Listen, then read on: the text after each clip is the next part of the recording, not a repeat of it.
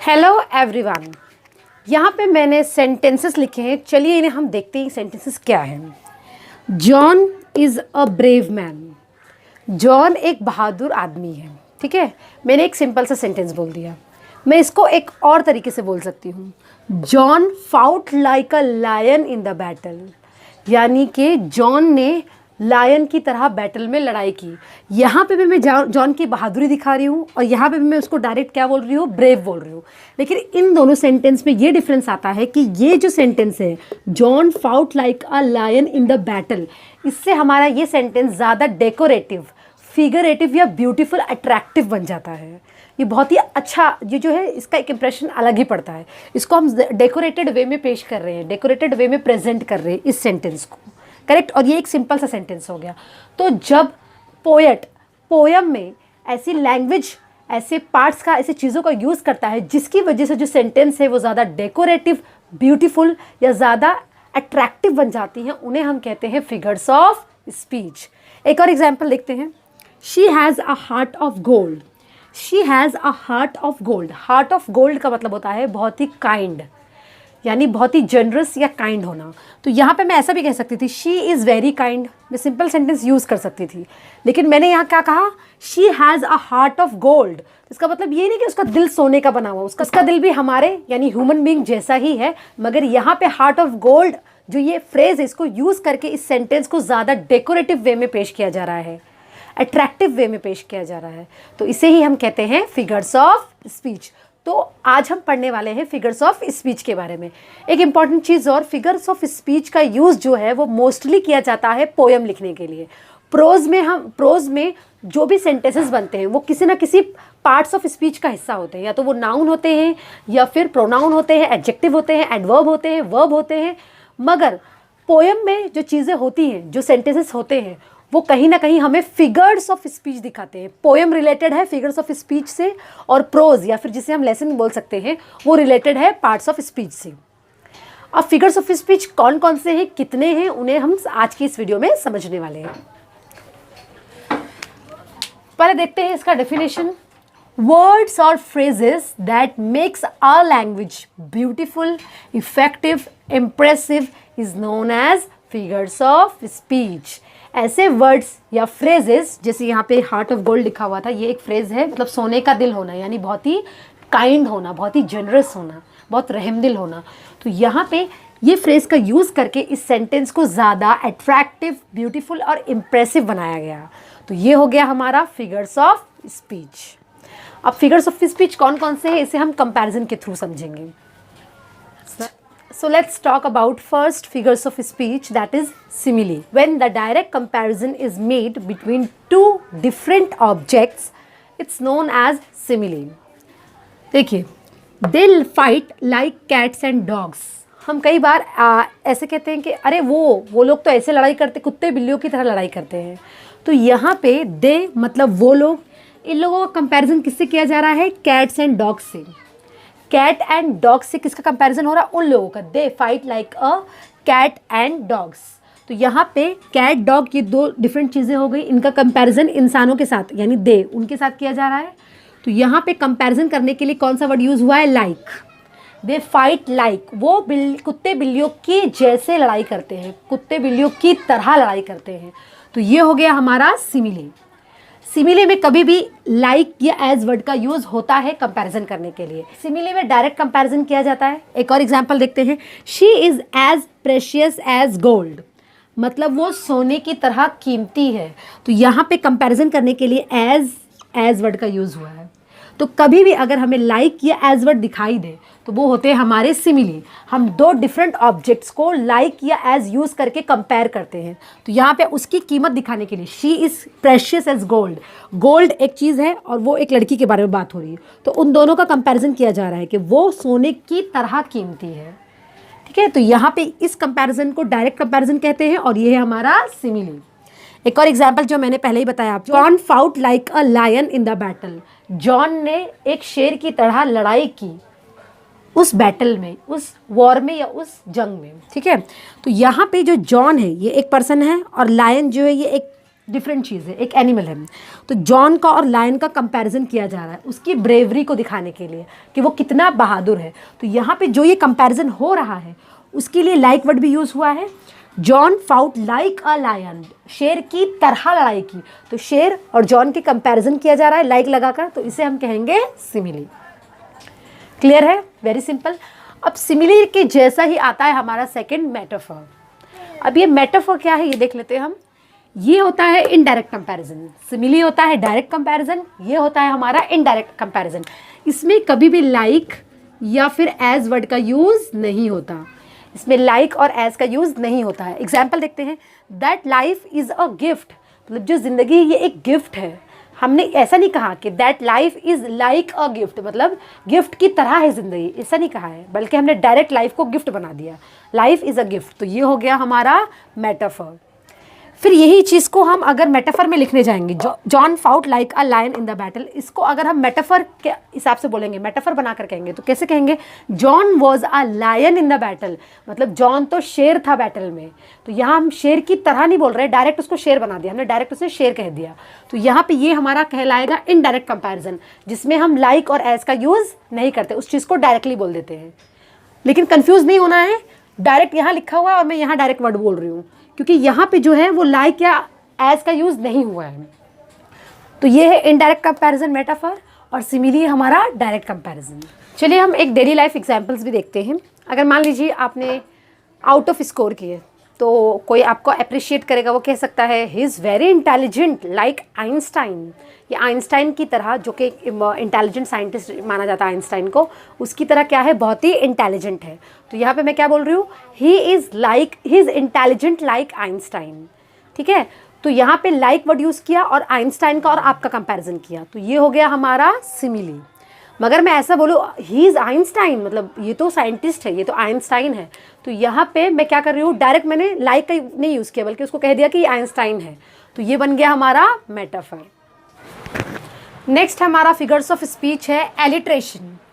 Alliteration मतलब कि जब कोई पर्टिकुलर साउंड बार बार रिपीट हो, जैसे Bob brought the boxes of bricks to the basement.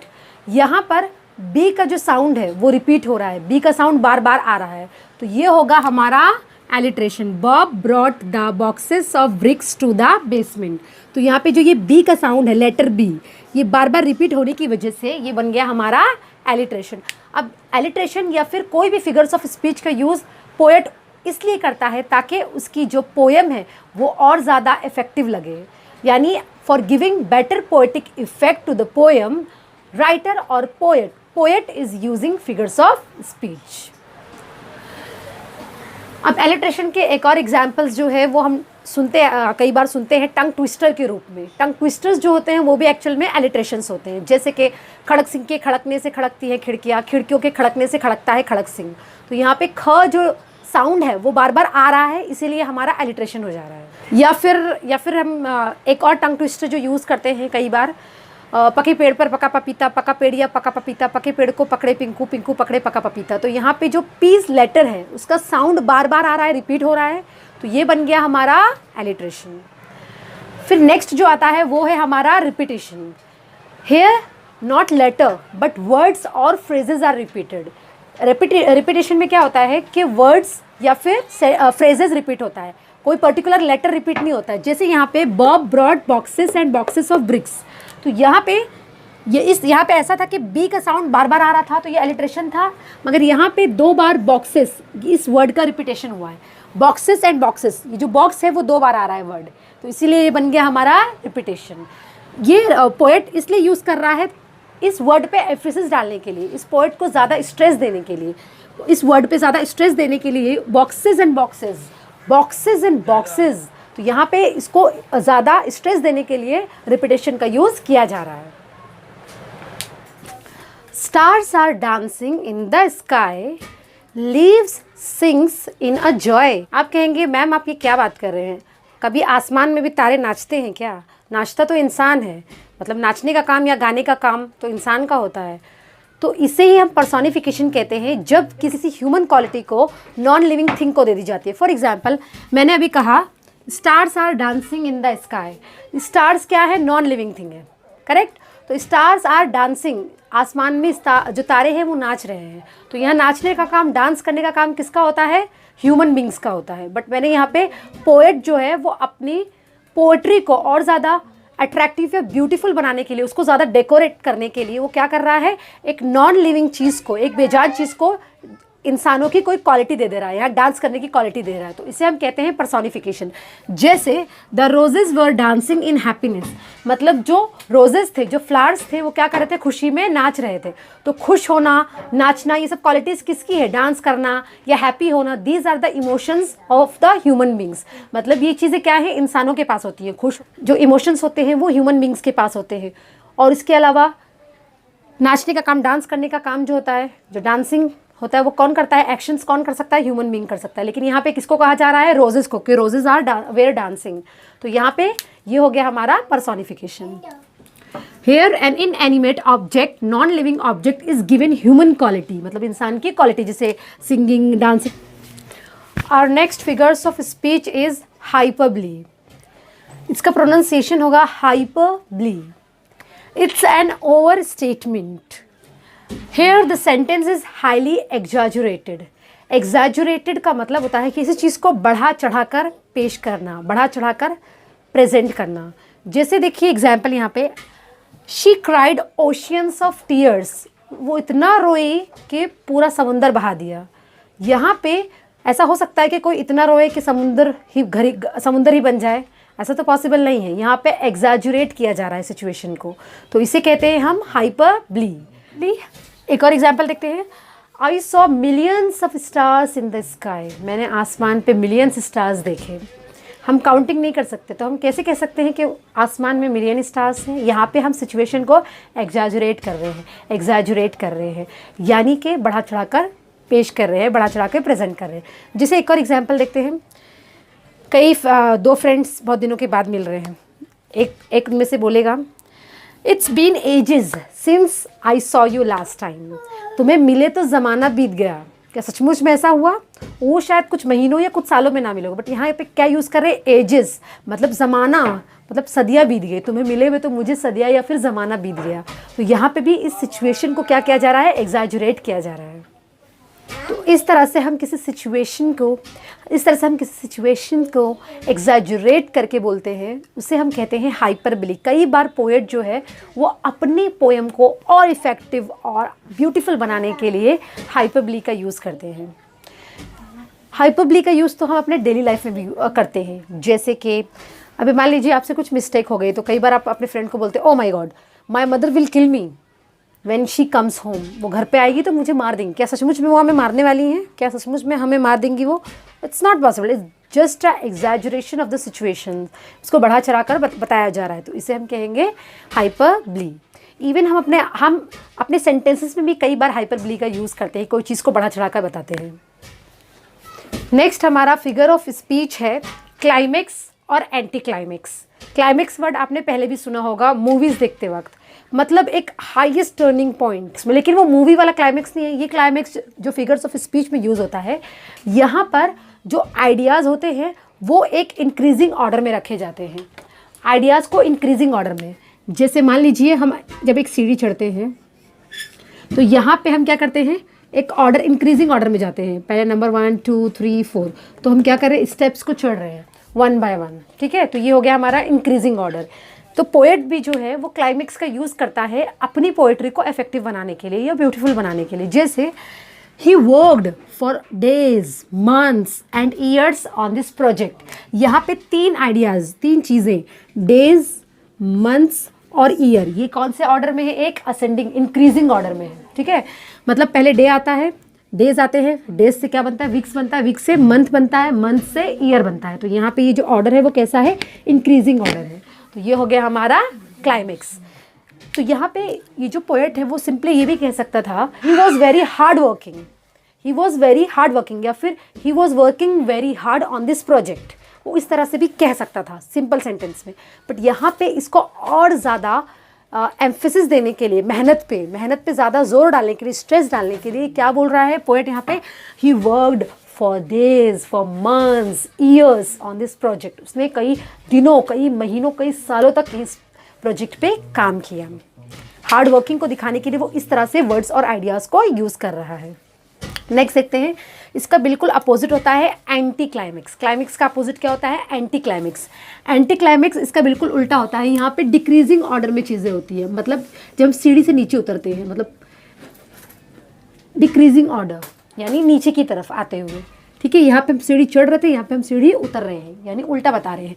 जैसे ही has been working for years, months and days, यहाँ पे उल्टा कर दिया। यहाँ पे क्या था? डेज था, डेज के बाद मंथ्स, उसके बाद ईयर, एक सीक्वेंस में जा रहा था, और यहाँ पे उसका उल्टा हो गया, अपोजिट हो गया। पहले ईयर्स, फिर मंथ्स और फिर डेज। तो ये बन गया हमारा एंटी क्लाइमेक्स। इसको याद रखना बहुत इजी है। क्लाइमेक्स इंक्रीजिंग ऑर्डर में होता है और एंटी क्लाइमेक्स में वर्ड्स जो होते हैं वो डिक्रीजिंग ऑर्डर में होते हैं। जैसे अगर मैं बोलूँ I am studying day and night for getting good marks, मतलब मैं दिन रात पढ़ाई कर रही हूँ अच्छे मार्क्स लेने के लिए, तो यहाँ पे मैंने डे और नाइट इंक्रीजिंग ऑर्डर में यूज़ किया, पहले डे बाद में नाइट। और अगर मैं इस तरह से कहूँ कि I am studying night and day for getting good marks, तो यहाँ पे मैं नाइट और डे यूज़ कर रही हूँ, तो पहले उल्टा यूज़ कर रही हूँ, डिक्रीजिंग ऑर्डर में यूज़ कर रही हूँ, पहले नाइट को यूज़ कर रही हूँ, बाद में डे को यूज़ कर रही हूँ। तो वर्ड्स या चीज़ों का भी एक इंक्रीजिंग या डिक्रीजिंग ऑर्डर होता है, तो इन्हें ही हम क्लाइमेक्स और एंटी क्लाइमेक्स कहते हैं। नेक्स्ट फिगर ऑफ स्पीच है ऑनोमैटोपोइया। इसका प्रोनाउंसिएशन है ऑनोमैटोपोइया। ये कैसे है? In this figures of speech sound is expressed through a word, मतलब किसी भी साउंड को, चाहे वो ह्यूमन साउंड हो या बर्ड्स का साउंड हो, एनिमल्स का साउंड हो या फिर कोई ऑब्जेक्ट का साउंड हो, उसको जब हम वर्ड्स के थ्रू एक्सप्रेस करते हैं उसे कहते हैं ऑनोमैटोपोइया। जैसे एग्जांपल हम बोलते हैं डिंग डोंग ऑफ डोरबेल, मतलब डिंग डोंग घंटी बजती है, तो डिंग डोंग ये एक साउंड है, साउंड को वर्ड्स के थ्रू बयान बताया जा रहा है, घंटी बजने को डिंग डोंग कहते हैं, ठीक है। तो ये हो गया हमारा ऑनोमैटोपोइया। नेक्स्ट है tick tock of clock. Clock में जो आवाज़ आती है, जो साउंड निकलती है वो टिक टॉक जैसे निकलती है, तो उसको आवाज़ देने के लिए हमने क्या वर्ड यूज़ किया? टिक टॉक, घड़ी की क्लॉक को, ठीक है। तो ये टिक टॉक जो हो गया वो क्या हो गया हमारा? ऑनोमैटोपोइया। बर्ड्स का जो चर्पिंग होता है, यानी परिंदों की जो साउंड निकलता है, जो चहचहाहट होती है जिसे हम हिंदी में कहते हैं, तो उसके लिए चोप वर्ड का यूज़ करते हैं। चोप भी क्या है? एक ऑनोमैटोपोइया है।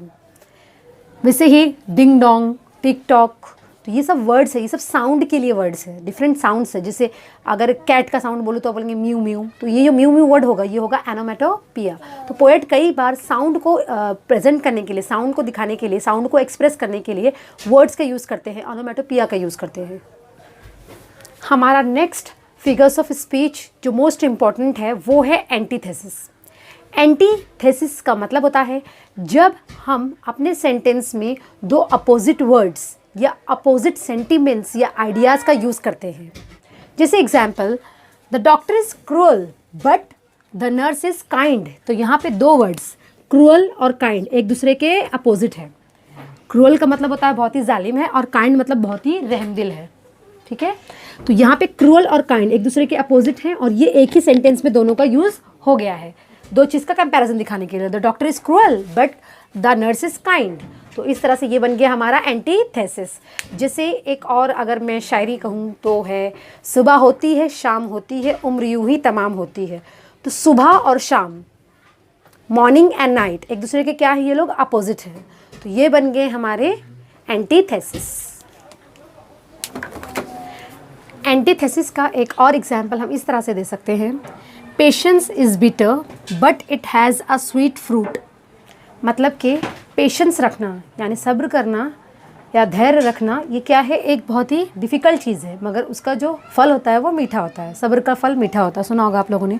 तो यहाँ पे पेशेंस इज़ बिटर, बिटर यानी कि कड़वा होना, और एंड में क्या वर्ड आ रहा है? स्वीट। तो कड़वे का उल्टा क्या होता है? मीठा, ठीक है। तो यहाँ पे बिटर और स्वीट ये दो अपोजिट वर्ड्स का यूज़ हुआ है, अपोजिट चीज़ें हैं दोनों, बिटर और स्वीट, तो इसे हम कहेंगे antithesis. If this video is useful for you in any way, please like, comment, share and subscribe, and also press the bell icon so that you can get notification for all my upcoming videos. Thanks for watching everyone.